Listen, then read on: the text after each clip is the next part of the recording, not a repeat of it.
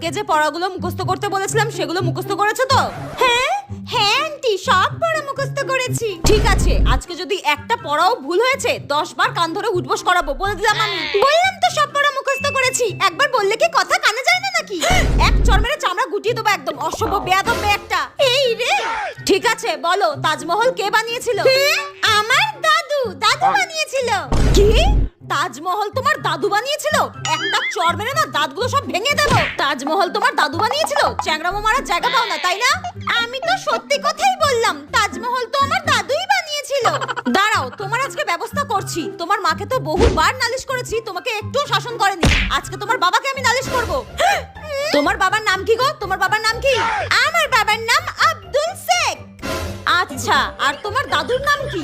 আমার দাদুর নাম হচ্ছে Shahjahan. No, no, no, no.